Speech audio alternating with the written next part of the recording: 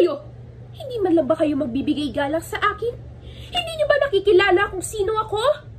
Mga hamak na Indio? Bueno, ako lamang si Doña Victorina de los Reyes de Espadaña. Tingnan ninyo ang aking mga palamuti. Hindi ba ang gagara at ang gaganda?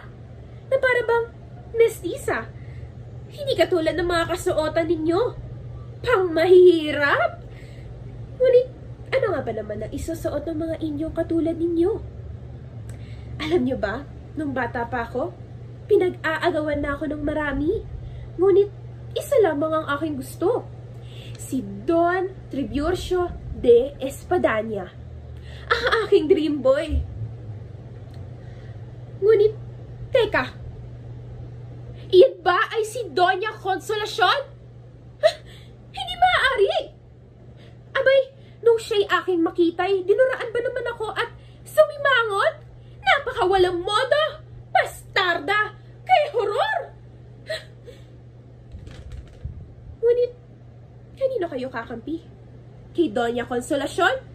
O sa akin? Ano? Sa kanya kayo kakampi? Magsama-sama kayong mga pangit sa impyerno. Kaming magaganda lamang sa langit.